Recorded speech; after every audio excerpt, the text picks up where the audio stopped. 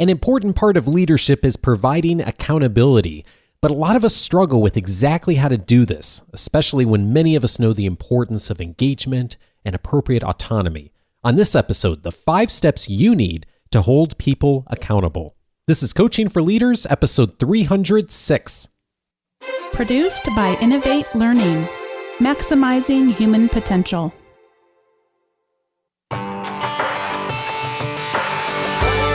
Greetings to you from Orange County, California. This is Coaching for Leaders, and I'm your host, Dave Stachowiak. Leaders aren't born, they're made.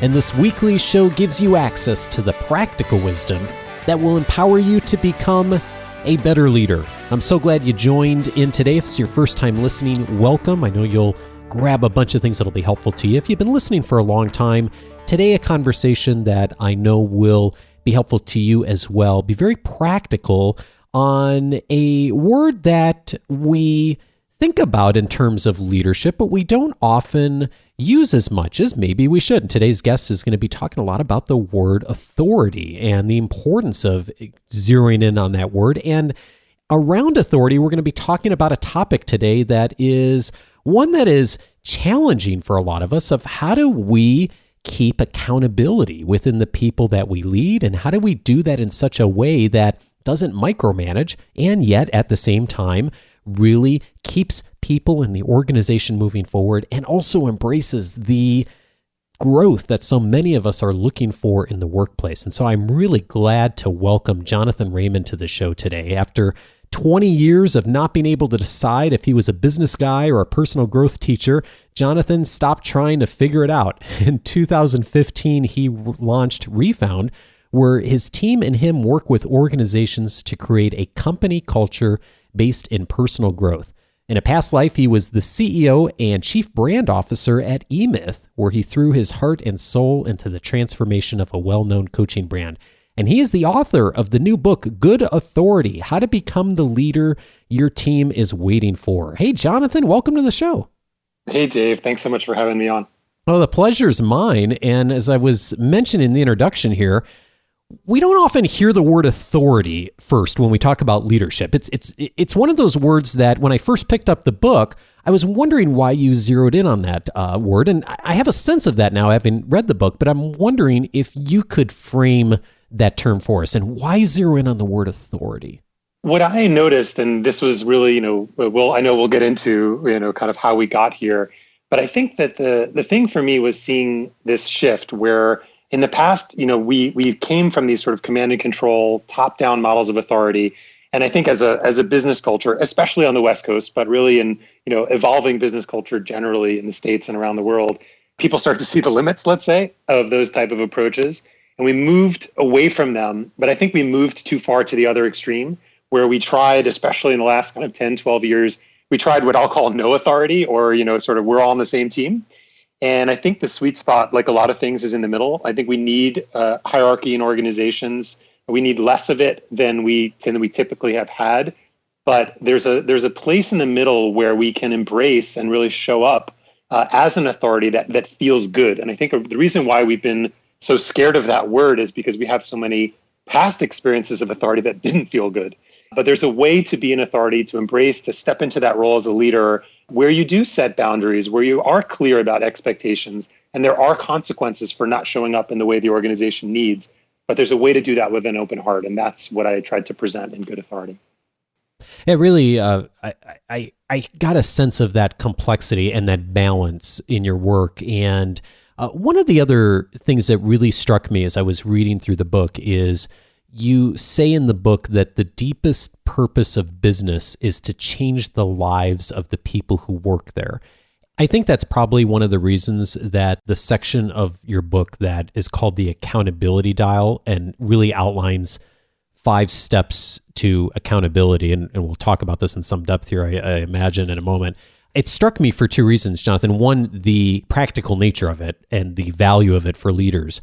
And the second reason I think it struck me is it does just that. It gives leaders a framework for how to make people's lives better and careers better. Because a lot of times, like you said, we want to do that. There's the desire to do that, but there's not necessarily the, okay, what do I actually do when I need to sit down and have a conversation with the intention of really making someone's career and life better so that the business does what it's supposed to do. Exactly. And that was the problem that I was bumping up against as a leader. I went through many years of education in different forms. I had a lot of work experience in different managerial roles, and nobody ever taught me how to do that. And I wasn't seeing any really good training at the granular communication skills, right? Where most leaders are well-intentioned people, but then we get in a room with another human being and it's complex and there's a lot of emotion and there's history and we're lost and it's uncomfortable, right? And we're not used to being uncomfortable as leaders. We don't like being in that place. And so when we're uncomfortable and we're in a position when we think people are watching us, there's something that we're not good at, what do? We tend to avoid it. Right? Mm. And so the idea of the accountability dial as a framework, as a map for a conversation, so leaders can get a little more confident, say, you know what, I can have that conversation. I can start it. I can deepen it. I can guide it. I can set boundaries because I know where I am. I'm not guessing. I'm not just, hey, I have some feedback for you. And then it's sort of like flying by the seat of my pants. I don't really know what's going to happen or where. I have no intention behind it. So the accountability dial is to provide structure to those good intentions so that we have those conversations proactively. And then we, not just we, but the person that we're trying to help knows where they stand. And that's the biggest complaint that we hear. And these are in well-intentioned clients of ours, customers who are doing everything to try to create a people-first business. Employees, they don't know where they stand. They don't know where they are in the heart, mind, and soul of the people that they work closely with. And that's really a tragedy. So the accountability dial is designed to solve that, among other things. Yeah, I'm with you on that. I was thinking back to past times we've talked on the show about feedback and accountability, and I don't think we've ever really looked at it from a framework of exactly what to do step by step. And as you mentioned, of course, every situation is a little bit different. Human beings are complex, and yet there is a framework to follow. And so I'm wondering if we could dive down into the dial a bit and look at the steps of, you mentioned, you say in the book that the first step in the accountability dial is something you call the mention. Tell me about that. What does the mention look like? So the first concept, what we tried to do, we'll probably get through, I think we'll get through all of them: the mention, the invitation, the conversation, the boundary, and the limit. Okay. And I hope what people get from that at first is like, we tried not to do this in a sort of consultant-y, sort of lingo-heavy way. It's the mention, the invitation, they are what they sound like. So the mention is literally that. It's literally putting a piece of data in front of somebody so that they can see something that happened that they might not have noticed, right? So it could be as simple as, hey, you seem a little bit out of it today. Is there something going on? Or, I noticed, and in this proposal we sent out, I saw that we did this, and I wasn't sure. It wasn't exactly clear to me. If I was the customer, I think I would have had a little hard time, understanding what we meant there. It's just like that little mention to send a message to somebody that there's something that you saw that you didn't fully understand, or you didn't really know what it meant, or you were curious about. You were curious enough to offer up a mention and say, hey, here's something that I saw that I think is worth us taking a second look at. And that's it, right? And when we work with managers and leaders in our seminars, that's surprisingly hard to do, right? Is to just make a mention and not go into solution mode. And what I think you should do is this, and you should go talk to this person. And so we start the conversation, the feedback conversation, the accountability conversation, typically with way too much. And then the person doesn't know where to go with it. And they feel like they got a bunch of instructions and they didn't get any mentoring. So the idea around the mention is just the barest amount of information that you need to articulate to be able to start a conversation. Your goal is not to have an accountability conversation in 15 minutes on a Wednesday, right? It's to start a dialogue with somebody. And the mention is just, hey, here's this thing, and I think it's worth looking at. Let's come back to it later today. Let's come back to it tomorrow. And you're setting up a space for somebody to take ownership of that issue for themselves, which is the thing that we all want from the people around us. So the language here is really intentional. It really is just a mention. And what do you find is helpful for leaders to keep themselves from trying to go too far with that of like you said, giving advice or giving feedback? Is there something that you find when you're coaching people that helps with that? I would say that the best place, the marker to know if you're on track is it open-ended, right? Does it say, is it like, rather than, it doesn't always take the form of a question, but it will often take the form of a question. So I would say, look for those moments where, can you keep it open-ended? Can you say, hey, actually, I don't need a specific answer right now. This is something I'd like you to think about, and then let's talk about it later, where you put the onus on them to take the proactive step to come back to you. That's when you know that you're using the mention in an effective way. And so how is that different from the second step, which is the invitation? What's the prompt that would get us thinking that we need to go further? So typically what happens with anyone who's in a management position, and to me, if you're the CEO, you're a manager, or you better be. And everyone in the organization, and oftentimes these days you might be in a project lead role, lead engineer. You might not have direct reports, but you have occasion. You observe people as they go through their day. You see things that you think people could improve upon. So I want to expand that notion of management, make sure that we keep that. But what typically happens for us is we observe specific instances of problematic behavior. Let's take, responsive communication. We see somebody on our team who, we send them emails and they don't respond. And then, somebody makes a change in project management software and they don't update it. They're not responsive, right? They don't keep their agreements when it comes to communication. And usually what happens is we kind of watch that go by and we don't say anything. And then a whole bunch of time goes by and then we try to have the conversation, right? The gap is we kind of let that behavior go by. So we miss a whole bunch of opportunities to use the mention. And then we try to have the conversation and we try to sit somebody down and give them, all this feedback about how they're performing. And, we expect that conversation to go well. And it typically doesn't, right? Because people feel defensive. They feel like, well, why didn't you tell me that last week? Well, and then what they ask for is they say, well, can you give me some specific examples of when that happened? Right. That's the purpose of the invitation, right? So you've named it once, you've brought up something using the mention, you've brought up a one instance. But typically speaking, think about your own life. When somebody mentions something to you once, do you change your behavior overnight? No, of course you don't, right? You need that person to come back to you and say, hey, there's something that I mentioned to you the other day. It's actually happened a couple of times. And, I don't want it to affect our relationship. So I wanted to bring that back around to you. That's the spirit of the invitation, right? And again, it's different in different contexts. That's the art of kind of learning how to use the tool. The tool is that structure, that map that we talked about. But it's that you don't want to get yourself in that position where someone says, well, can you give me some examples? Now that you've given me this intense feedback of how I've not been showing up in the right way. And now you've got to kind of rewind your memory and, well, remember this meeting that we had and, well, this thing. And it's not actionable anymore. So the invitation is, how can you bring 2 or 3 or 4 instances together? And again, not in a heavy-handed way, not in an authoritarian way, but in the spirit of, hey, I'd like to help you grow. And I think there's something that I'm seeing that, like we all need people in our lives to come back to us and say, hey, I don't know if you know this, but, fill in the blank. That's what the invitation is. Hey, this has happened a couple of times, or here's a couple of things. And I don't really know how they're connected, but something's going on. Like, do you have a sense of what might be going on for you? That's how you open a conversation with someone where they feel seen, where they feel like they have a voice, rather than you saying, here's the 5 things that you screwed up and you should go change them. So I'm hearing a lot of curiosity in how you're framing that. I'm also hearing a lot of, this is a couple of mentions, so there's a few examples. So there's almost a detective-like quality of this, is we're trying to work with the other person to really figure out, what's going on? Is there a connection here? Mm-hmm.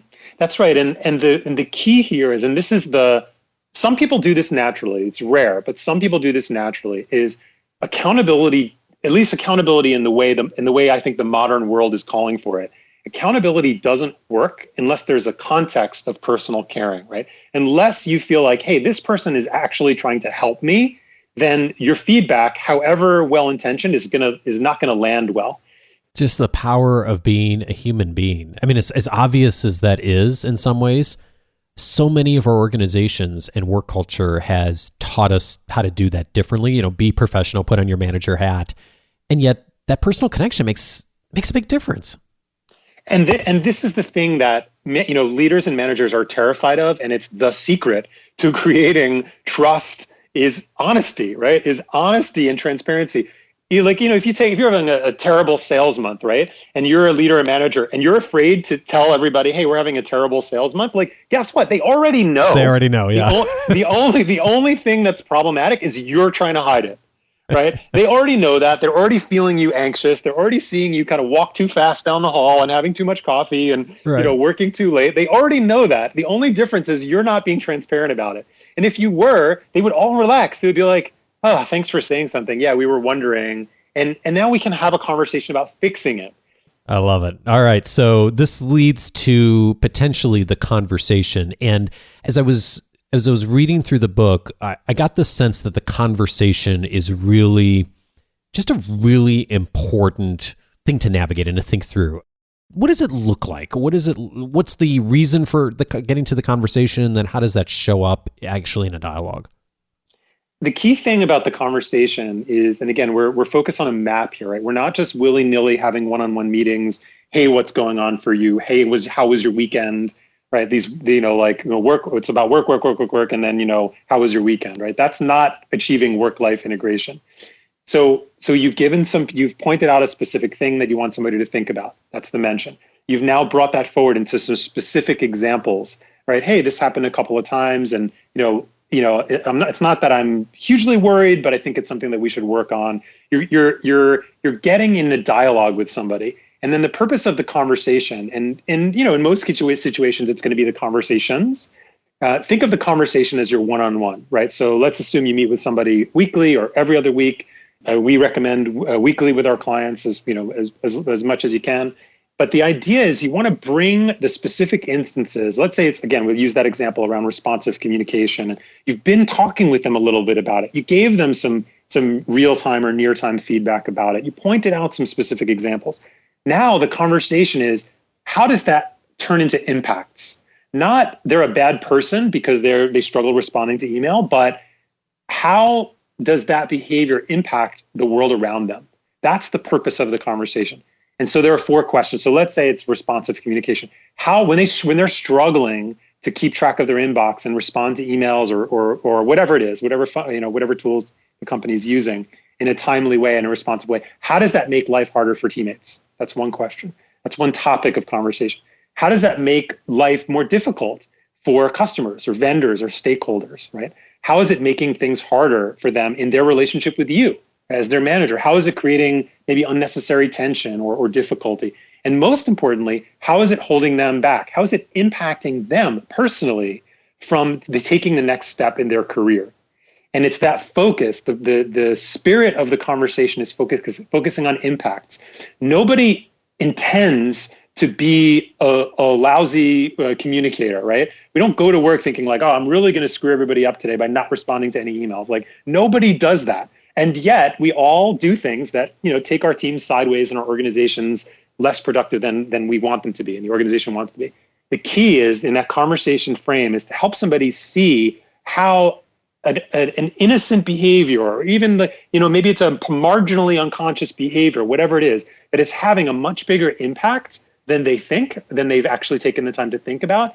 And that's how and then there's that magic moment when you help them do that, where they go, oh my, I had no idea that I was doing that. And thank you so much for helping me see the impacts. I never would have put those things together. I didn't think it was that big a deal, but now I get it, right? It's not just about the company. This is about me. I don't want to be that person, right? I don't want to be the person that everyone's always chasing. Like, that's not the reputation I want to build for myself here.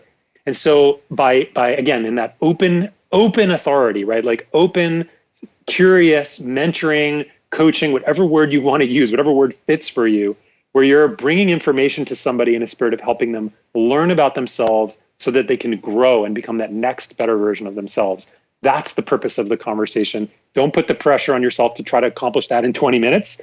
Talk with your team. Hey, this is what I want us to do in our one-on-ones. These are the kinds of conversations that I want us to be having. And it's not just one way, right? It's not just me giving you feedback. This is a two-way conversation. Yes, I'm the manager, but this is a two-way conversation. And I'm guessing that result gets there much more quickly and much more successfully if you've been doing a good job of making the mentions and giving the invitation versus just jumping into that and someone just coming up with it blind, a week or so after something happened or a month or so after something happened.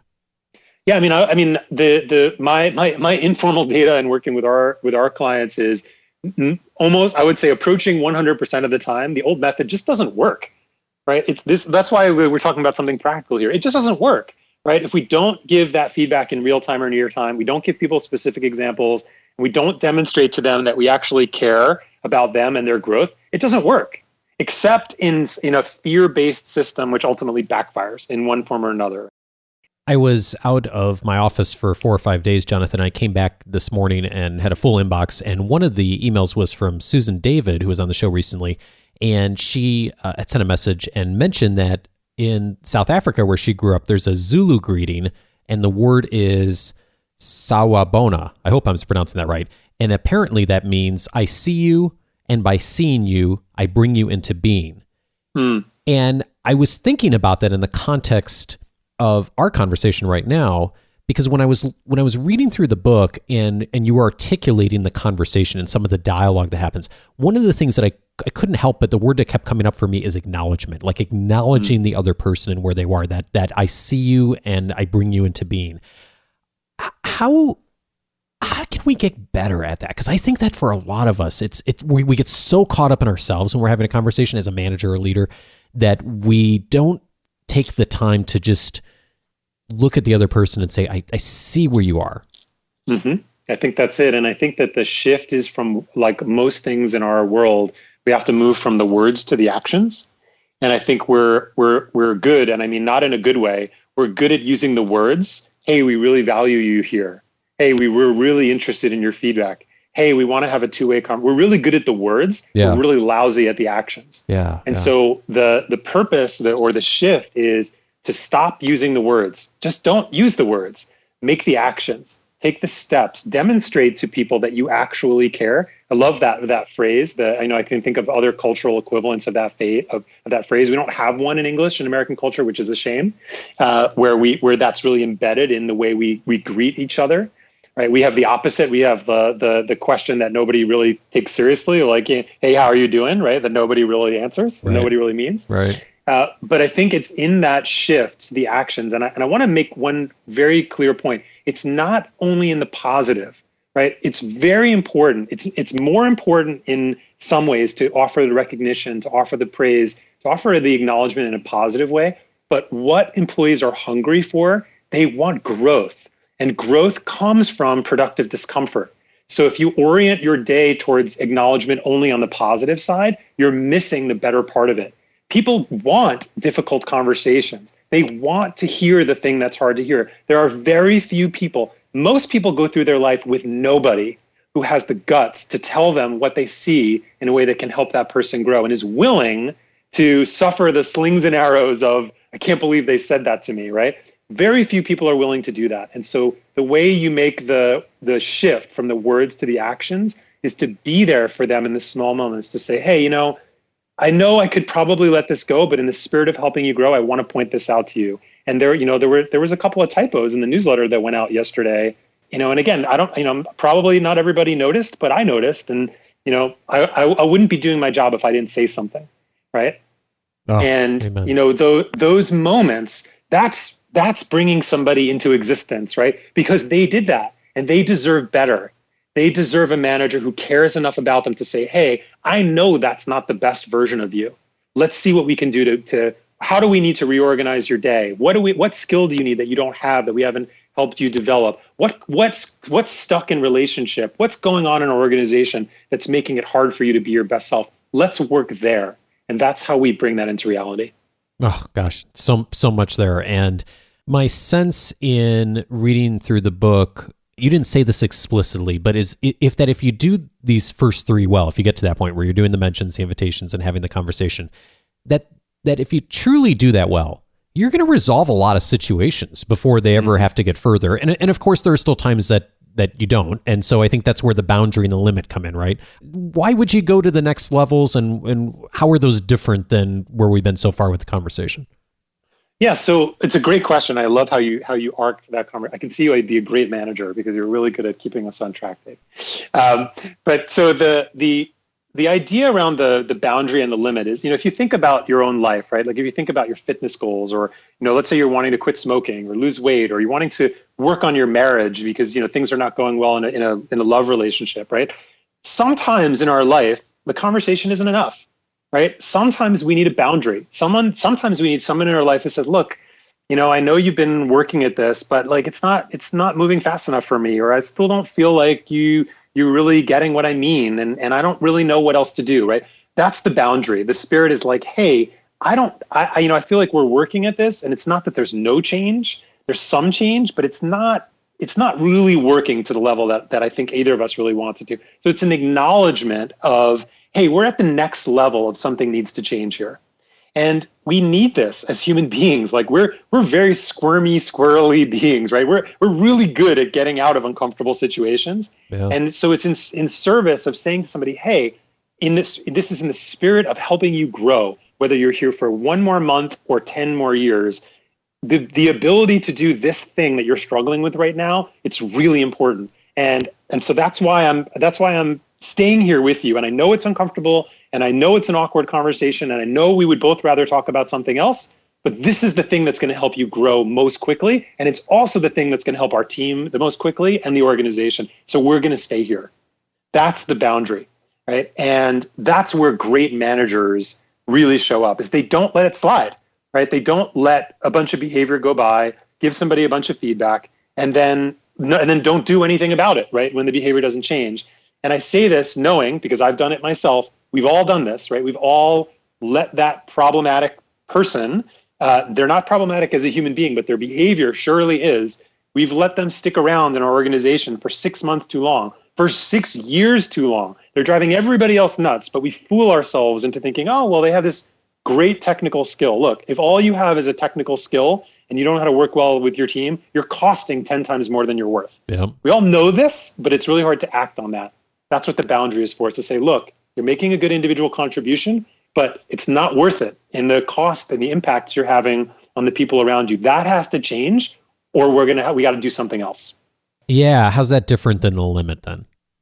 And then the limit is when you've tried that, right? And, it depends on the organization, whether it's like a some kind of formal process where, I've had this conversation, it's very difficult to find good people who are really a fit for your organization. It's a competitive market. The last thing we want to do is let somebody go and have to train somebody new and deal with the cost of all of that. And we're all keenly aware of the cost of that in our organization. We want it to work if it can work. Sometimes what somebody needs is that really soulful moment at the end of a conversation to say, look, I feel like we've tried everything, and I don't have any more coaching, and I don't have any more mentoring, and this is on you. Like, do you want to work here or not? And maybe this isn't the right place for you. I've been at that place in my career where I just felt, you know what, it's just not the right fit for me anymore, and it's time for me to move on. And I that's where we're at. And I'd love for you to do some thinking over the weekend, and tell me, and come back to me. Like, what am I missing? Is there something we haven't tried? It's sort of that Hail Mary moment with somebody. And I say this because it works, right? Because one of two things will happen. They will either discover that other gear that they have not been able to find. They'll go to somebody in their life. They'll go to their brother or their sister or their husband or their wife, and they'll say, and then that person will say to them, you know what?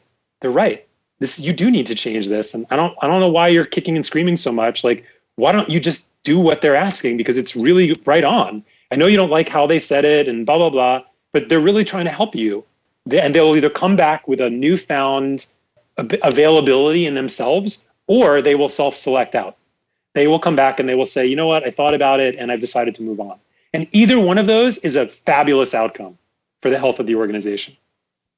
Is there I'm guessing as I'm asking this question, I'm guessing there's different answers for every situation, but is there a general framework as far as a time frame, or as you're coaching people on how to think about these things and when to go to the next step? Do you find that there's a good framework that works as far as, take a week here, take a week there, or does it really just up to the leader to make decisions at each of these steps of when to go to the next one?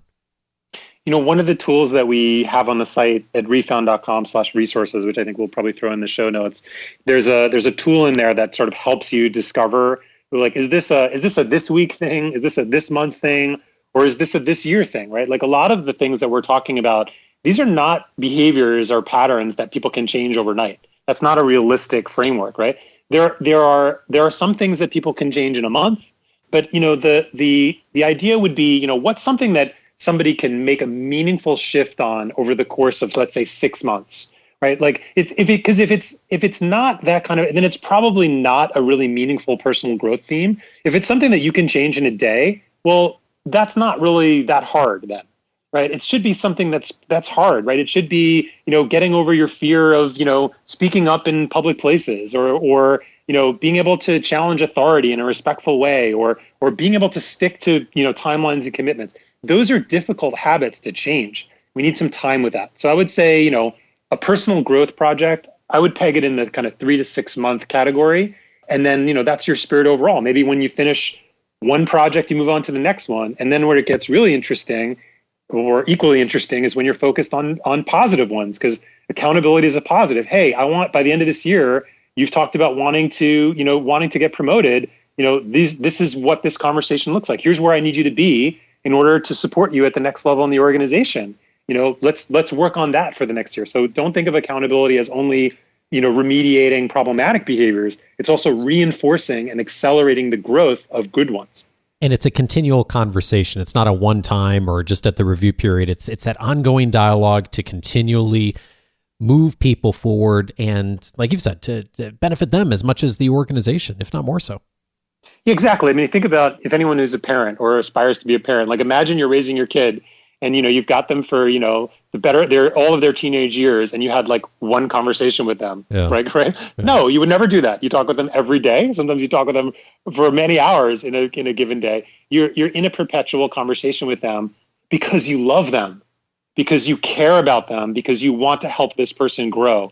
And you're not in romantic love or familial love with the people in your organization, but you better care, and you better care in a robust way, or you have no business being a manager in the modern world. Tim Sanders was on the show talking about love recently, and just the importance of utilizing that word in the business place. And we're hearing it from you too, Jonathan. I mean, just the importance of that attitude that we have and how we approach these relationships. We're scratching the surface here. I mean, one of the things I love that you do in the book is go through in great detail, like the art of having the conversation and the dialogue and just the language that's being used and the acknowledgement, like we were talking about. And there's so much more for folks to get on the website. I know you recommend folks going to refound.com and then the resources page. Tell us more about what folks will find if they go there. So we've got a lot of our manager tools, right? So for whatever level you're at in the organization, we have our one-on-one meeting guide, which is just a short PDF and easy download with kind of our best practices. Take some of the ideas from this conversation and kind of like a handy thing you can keep on your desktop, virtual or otherwise. And there's a growth meeting guide that we talked about, kind of how to structure accountability conversation. There's a large format PDF or infographic for the accountability dial itself. And then there's a video there. A lot of the work we do is with, chief people officers and CHROs and HR VPs on how to bring these kind of this training methodology into the organization. So if that's you, you'll find a lot of great resources there, and reach out to us. If you work in an organization and that's not you, we would certainly love to be introduced to the person who is in that role. We work with a lot of HR and people leaders in how we bring this work in. They're often the doorway in for us. And so whether you're whoever the person is in your organization who's tasked with thinking about these issues and leadership and management, they'll find a lot on our website. So we're going to be linking up to all of that in the show notes. And Jonathan, I have one other question for you. We talk a lot about failure in our community as a means to help us all to learn and grow. You've had a lot of successes, of course, in your career. But what's the biggest leadership failure that you've had? It's very real in my mind, because it was, I guess, in a good way, it really blended my personal and professional life, where this was back in, I would say kind of the spring of 2013, late 2014. And I had really come up against the limits. I was the CEO of a mid-sized business and, knew enough to be dangerous about a lot of different things. It was my first experience as a CEO of a real company. I had been in leadership roles in very small companies. And I just realized that, the things that I was saying, right, the values that I was talking about, the vision that I had, the ethos for how we wanted to be as an organization, that I wasn't living that. And there was this huge gap between what I aspired for us as an organization and how I was transacting that as a human being in my moment-to-moment conversations. And I was being too soft with people in one way. I was being too tough with people in another. And I was just letting people down. And at the same time, I was just kind of all consumed by, the leadership position, and it impacted my marriage. It was impacting my health. And I was just really in a really down moment, the most, sort of dark night of the soul in my life, of feeling like, where am I? Like, what happened to the person that I wanted to become? I felt so split between my personal and professional self of who I wanted to be and these ideas that I felt so passionate about, and my ability. I just felt totally lost in my ability to have conversations in the workplace that honored my deepest values. And it was a very painful time. And I somehow, with a lot of love and support from my wife and a couple people close to me, was able to manage my way through it. And then, started developing some of these tools, really at survival, desperation. Like, I've got to be able to figure this out for myself. And then as I started listening differently, started asking different questions, the entrepreneur in me came back online and said, hey, I think, people are telling you you're onto something. I think you might be time to start a business around this. And so I guess in a good way, that was my personal struggle and leadership failure turned into my present day occupation, which I think that happens for a lot of people. I was just going to say, isn't it interesting how many excellent models, services, software are out there because someone needed to scratch their own itch on something that wasn't working for them. And those are some of the best tools out there. It's just again and again, we hear that. Yeah. I mean, I wish I had the next great app idea, but that's not what I built. I ended up building a communication and leadership company. Jonathan, I really appreciate your wisdom. The book is Good Authority: How to Become the Leader Your Team is Waiting For. Thanks so much for your time. Thanks, Dave.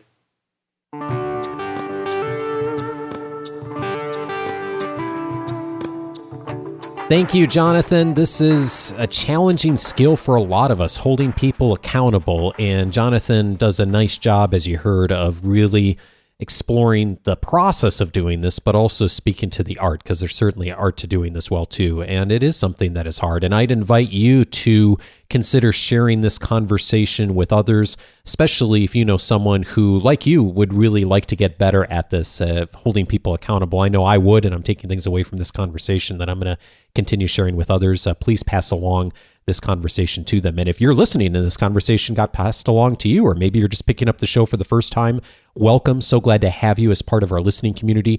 And I would invite you as well to team up with the rest of our listeners in joining the free membership that's on the coachingforleaders.com website that'll give you access to a whole bunch more, including my 10-day audio course that's free titled 10 Ways to Empower the People You Lead. It is a great way to get up to speed on many of the conversations we've had on this show in the past almost 6 years now. If you'll give me 10 minutes a day for 10 days, I'll help you to get the most immediate practical actions to become a more effective leader. In addition to that, there's a ton of other resources that are inside the membership portal on the website. It's completely free. You can join just by going over to coachingforleaders.com, and that will get you started on all of those benefits in the free membership, including the weekly leadership guide coming this Wednesday. And of course, I'll have the links in that for everyone, for everything we mentioned in today's conversation as well, and all the links that Jonathan mentioned. There's several shows that I'm thinking about in relation to today's conversation as well that we've aired in the past. The first one is on episode number 192. Susan Gerke was on talking about how to create team guidelines. And of course, a big part of accountability, as we talked about a bit in this conversation, is about expectations and guidelines.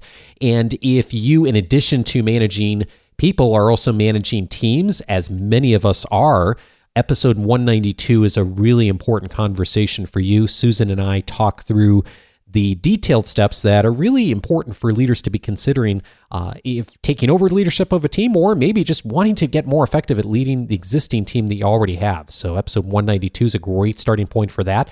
On episode 253, David Burkus and I talked about new management practices of leading organizations. And one of the things that David did in that conversation is really challenged a lot of the preconceived notions many of us have for how to manage. And things are different these days, and things are going to continue to change in organizations. And David is really a great thinker at the forefront of some of the changes that are working for organizations out there and working for leaders. And if you want to hear some of them, go over to episode 253. You can hear some of the ways organizations are navigating things differently. And one of them is salary transparency. More and more organizations are starting to become more open about salaries and who's getting paid what and how decisions are made around salaries. And David talks a lot about that on episode 253. And then also a different perspective from this conversation, but also related, is on episode 258, Moving Beyond Command and Control. On that episode, I welcomed Brian Robertson to the show. He is the founder of Holacracy, and he talked about that different management structure. There's still expectations involved, there's still accountability involved, but it's a different way of looking at how to frame an organization. And I think you'll find it valuable and get you thinking about different ways that you may utilize accountability within the structure of an organization. It's not right for everyone, but it's a perspective that I think you'll find really interesting for your benefit as a leader and just thinking about how you get results in the organization. Again, that's episode 258. You can get to all of those episodes just by going to coachingforleaders.com/the episode number. That is the very best way to get access to any episode all the way back to episode number 1. And speaking of episodes, I'm going to have more episodes coming up in the next few months answering questions. Bonnie and I do the Q&A episodes the first Monday of every month, of course, but in addition to that, we're going to be welcoming Joe Knight back to the show, who originally was on episode 244 talking to us about financial intelligence and his book by the same name. And we're going to be having him back, but this time, instead of just talking about some of the key principles that are out of the book, Joe's going to be answering our questions about numbers, finances, reporting, you name it. If it's related to money and it is something you're wondering about on how to be a more effective leader and how to build your financial acumen, send in your question to coachingforleaders.com/feedback. I'll have a link in this week's weekly leadership guide as well for you to send in your question. I'd love to consider it for that upcoming show with Joe. In addition, I'm going to be welcoming Kwame Christian to the show. He's going to be talking to us about persuading others, dealing with difficult people, and how to say no. And that's also going to be a Q&A show. So we're going to be tackling questions of folks from the listening community here. So if you have a question around how you persuade more effectively, how do you deal with difficult people, or maybe how to say no better, send that question in as well. Kwame and I are going to do our best to tackle that coming up here in the next couple of months. So coachingforleaders.com/feedback is where to go. And thanks to everyone who's already RSVP'd for some of the upcoming meetups that I'm going to be hosting. The next one is coming up in Denver on Monday, July 24th, 2017. We now have a location. Thank you to listener Emily Norcross in Denver for partnering up with us and the group Modern Millennial Managers, also in Denver. We're going to be doing a joint meetup now. We've got a great location thanks to Emily. We're going to have dinner. It's going to be a lot of fun. So if you're in the Denver area on July 24th, 2017, here's where to go. coachingforleaders.com/Denver. Check it out. All the details are there. I look forward to meeting you in person. And if you're near me in Orange County, California, Thursday, August 17th, coachingforleaders.com/Orange County. All the details are there. I look forward to meeting many of you in person. Have a great week. See you next Monday. Take care.